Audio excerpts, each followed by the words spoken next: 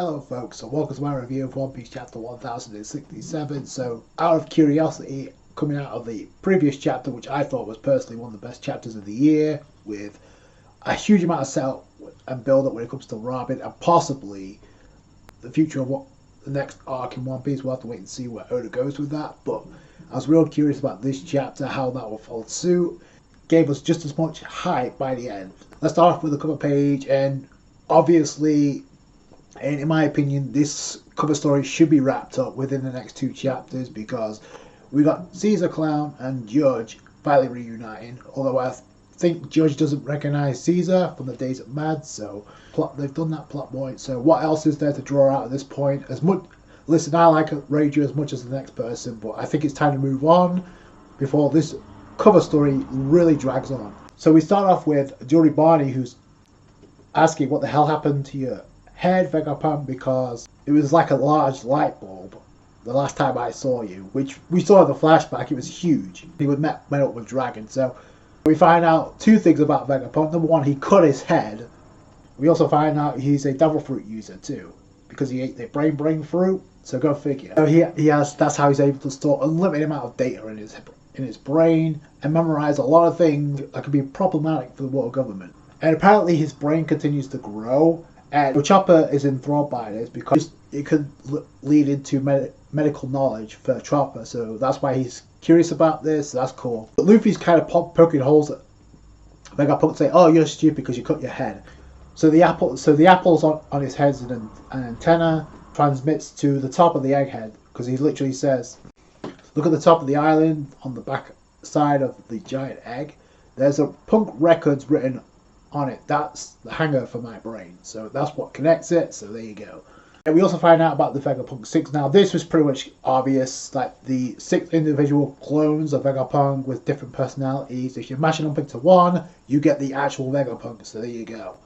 I pretty much pointed that out, that they had different personalities for a reason. Obviously this goes right by Luffy's head, but Jinbei's like, oh, it's because they share the same brain. What incomprehensible world. This is Vegapunk's dream. Someday his brain will share with the rest of the world, share with all of mankind. So he wants to share his brain with the rest of the world, or his knowledge to the rest of the world. And Jinbei kind of points out, will there be any problems since you're trying to connect to my brain in the future? And Vegapunk's like, kind of like, yeah, you're a sharp one, but that's not going to be a problem, because that's not what science does. This is what ticks Bonney off, because it's like, you never change. So she brings out the lightsaber sword, and this is all about wanting to restore Kuma back to the way it was, her father back to the way he was, but he modified Kuma. So, and Vegapunk's like, "Yo, stop that beam saber's just a failed product." And Bonney doesn't care. She's like, "Yo, shut up.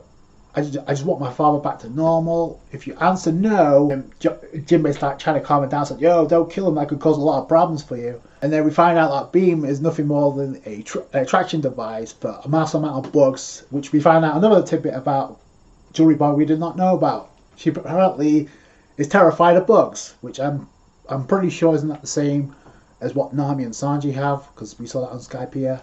So she ends up passing out because of that. So that's something we did not know about Jewelry Bonney. Again, I just want to point out, as much as last chapters about the Robin build up with a character, going forward, this arc has been about getting us more insight into Jewelry Bonney, who she is as a person.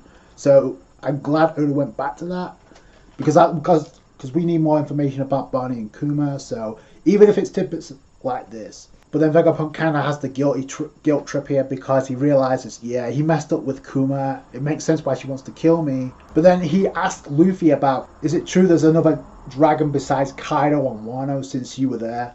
And Luffy responds, yep, you're talking about Momo.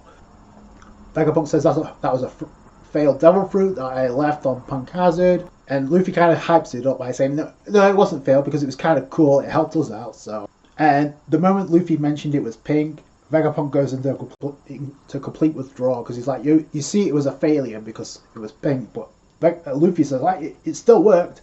And Jinbei's like, yo, he's a perfectionist and a genius. So that goes back to what I said about the first of the Vegapunk 6 we got introduced to, Lil. She had the same personality, same quirks. Like, she she's more of a perfectionist more than anything else, because she realizes she's not perfect. I pointed that out because that was there for a reason. So then we get the lore about the mystical robotic giants, which I actually thought it exploded in the previous chapter. Sorry if I missed that, but it seemed like it exploded in the previous chapter. So to see that this legendary metal giant is still intact even after that, so that's pretty cool. This chapter gives us more lore into this, what it was, why it's here, when it existed. So 200 years ago, it actually stormed Mirajose. It attacked Mirajose, but because it ran out of power, it couldn't complete its attack. So obviously they were spared. To me, this is obvious foreshadowing. It attacked Mirajose 200 years ago, but it was created probably 900 years ago. So again, back to that 900. So that's obviously when the Void Century took place, to me. But we need more insight into that. We need more info about that. But nobody knows where it actually came from or what it was trying to do. The world government ordered its complete destruction, but because of its curiosity of researchers, that didn't do that, and it went completely hidden under the world government, which is kind of a problem unless they find a way to boot up that robot. Right now, we know Cypherpole are literally on the doorstep of Egghead Island by the end of this chapter. So if they run into that, you know they're going to try and destroy it. It has to be whoever was against Uma-sama back during the Void Century. That's the only thing I could come to think about when it comes to like why it was ordered to storm Mirajose. And we also get the other Straw Hats, obviously Robin, Nami, Sanji, Usopp, and Frankie, which is pretty cool because they're actually seeing Luffy's okay. And Robin points this out, 200 years ago is when the discrimination against the fishermen started. So that I kind of like the consistency there, so that's pretty cool. Then it's pretty much stated like, yo, that robot climbed through the red line. And then the Vegapunk Shaka pretty much responds, probably. We created Vega Force based on everything we learned from it. Then we get a kind of one-hearted moment here because we have Nami, Usopp, and Sanji. Nami's like seeing Luffy and the others are okay, so she's glad about that. Then she kind of asks who's that girl with them. And then Usopp, I think it's either Usopp or somebody else that points, it could be Robin. It's Jewelry Bonney, she's a parrot just like her. I like to think it was Usopp just to give him some credibility. And Sanji's like, so that girl's got some trouble. So she's obviously passed out. And then Vegapunk kind of brings up something which I think is going to be foreshadowed as well, because Vegapunk's like, Bonney, I did some bad things to Bonney. And I like this moment from Luffy because it's like it goes back to what I said. The interactions between Luffy and Bonney are there. With each time is whether it's very minuscule or very noticeable, you see it. Luffy says, "Oh yeah, you should beg for forgiveness because that was totally messed up what you did." But Vegapunk kind of like, you don't know anything about it, so shut your mouth. This is where I think foreshadowing is going to come into play, and Bonney's going to be a key factor here because Vegapunk says, there are some things I wish I handed it over to her. What is he talking about? And Vegapunk turns the focus to Luffy, says, it's fate that you've come here. So then we get Vegapunk saying, can you take me out of Egghead Island? So he wants to leave. So to me, Luffy's not, after hearing that, I don't know if Luffy's gonna just blow that off. We find out Cypherpole on literally at the doorstep where the hype building, because this is where Bonney comes into play, because it's like, we got information that Jewelry Bonney is heading to Egghead Island, not knowing she's already there. That's number one. Number two, Lucci says she's an eyesore who repeatedly escaped. We no longer have any use for her, right? Next time we meet, I'll definitely kill her. And I'm like, wait, next time. So did Lucci and Bonney have a flight prior to this? Because when the hell did they meet? We need that clarified. So I thought that was kind of interesting. And this is kind of cool because it's like Shaka's being communicated like, oh, we got company. It's a government ship. It'd be bad if they knew we harbored pirates here. Also, the CP0 and Lucci on that ship. And then this is where the Straw Hats freak out. Sanji says, I'm going to protect you, Robin, so don't worry about it. I would like to see a Sanji versus Lucci fight, but I don't think, from a character standpoint, I don't think it calls for that, based on what we had in the previous chapter. So then, Shaka's like, prepare to intercept, decline their request to harbour. I doubt they're going to like this, but we're not going to let them prepare for battle, so pretty much they're ready for this. I like this because the Straw Hats aren't going to be blindsided here, like, they didn't they didn't know CP0 were on Wano. Now they know they're coming to Egghead Island. So that kind of changes things a little bit. That would have been the end of the chapter. That would have been fine. But then we go to the hype building part of the chapter for me, and that's we go to Kamabaka Kingdom, where we see Dragon, and Kuma is like, he's about ready to do a sprinted marathon or something, because he just darts off out of nowhere. They're asking something strange is happening with Kuma. Kuma stands up, and they're just darting off. And that's how the chapter ends. And I like it how it's Dragon and Ivankov. They're trying to reason with Kuma because they're the ones that initially started the Revolutionary Army. So, but I think it's pretty obvious where Kuma is heading. Whatever memory he has is of Bonney, so that's where he's heading right now. Again, my question is, will he make it there in time? And if he does, that potentially gives us a huge opportunity for get some development for Kuma, even if he's less than conscious state. But we know there's no reason for him to dart off now if he's not going to Egghead Island. So that could be kind of cool. It's also going to be cool for Bonney's character because, like I said, a majority of this arc has been focused on Kuma as much as it's been on Vegapunk, and last chapter it was focused on Robin. My question is Kuma going to sacrifice himself? Because in this state I don't see him being able to take down CP0. I don't, unless he does something miraculous to repair himself. But the only other thing I can see is it could be where Oda's going with this. The rest of the Revolutionary Army is going to go to back him up, and they'll show up by the end. Because I don't see them letting Kuma go off on his own. Yeah, this has to be Kuma thinking about Bonney. I think Kuma must know where Bonney is, otherwise he wouldn't go there. And isn't it convenient that Bonney is a target of CP0? Lucci threatened to kill her. All of a sudden, why? Because, like I said, she knows what happened on Reverie, and she's going to spill the beans by the end to the Straw Hats. That's one reason why she's here. Because Vivi can't do it right now. We don't know where Vivi's at without spoiling it of what's happened to her. We can't have Sabo because we don't know if he's alive right now, and that would spoil that. So technically, Barney's the only one that falls in line to actually give them the update, especially now. And the other thing too is the fact that they threatened to kill Bonney, and the next scene is all about Kuma going off somewhere. I think it's pretty obvious he's headed to Egghead Island. We'll have to wait and see where that goes. Like I said, it could lead to Dragon showing up.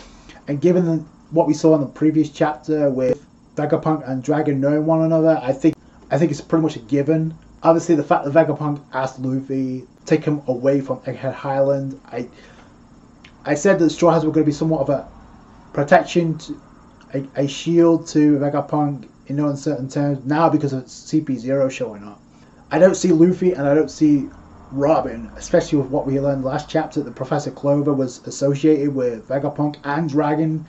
I don't see Robin and the rest of the Straw Hats letting Vegapunk die. The question I have is who's going to confront Cypher Paul first? Is it going to be Zoro and Brook, or is it going to be the group with Sanji, Robin, Usopp, Frankie, and Nami? Or is it going to be Luffy, Bonney, now that Bonney's been threatened? Because that changes things a lot.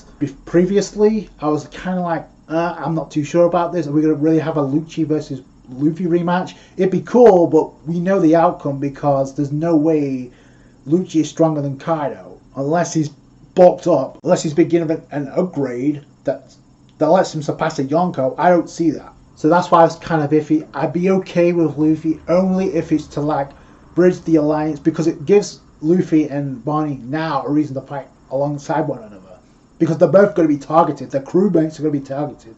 Bonney is now being hunted. It's like they're not aware that Bonney's there at the moment. So, and like I said, if Zoro goes up against Lucci, it's the same thing as Luffy going up against Lucci. I don't see Lucci beating Zoro. I don't. It could be more of a fight if they all team up against Zoro. That'd be interesting. Again, there's a reason why Zoro and Brook are not there. I think it's for plot reasons more than anything else. There's a reason why the crew separated again. We'll have to wait and see what that is. Like I said, a prime candidate to go up against CP0 is definitely Robin. No questions asked. Question now is, who does she go up against? Ducey or Lucci? I don't really care. Given what we saw in the last chapter, it's kind of warranted. I'd be okay if Luffy gets involved only if it's like fighting alongside Bonney. Other than that, I don't think it's necessary. But we'll have to wait and see. Like I said, the ending of this chapter kind of makes me think, what the hell has Oda got planned? Because obviously Kuma's going to show up. He may end up in the Pacifista Zephyrium, Lunarian version of himself, and end up getting sacrificing himself, because I don't see him winning, because he's not in the right state. Like I said, unless he gets repaired. He may end up sacrificing himself not only for his daughter, but also for the Straw Hats. He already did that pre-time skip. He sacrificed himself to protect the Sunny. He sacrificed himself to separate the Straw Hats so they won't get taken down by Kizaru. This could be very interesting, whether or not Dragon shows up by the end of this. Like he pulls a Shanks and we see Dragon instead of Shanks show up at Egghead Island to protect not only Vegapunk but Robin and Luffy as well. Personally, I would like to think that the Straw Hats will be able to defeat CP0 before Dragon shows up. We'll have to wait and see. But yeah, this could be interesting for Bonney's character and Kuma, if nothing else. So I can't wait to see what that goes. That's going to do it. Thank you guys so much for watching. Like this video if you did. Appreciate that. I appreciate all the support. Subscribe to the channel for more One Piece. Catch you guys later. Thanks guys. Bye.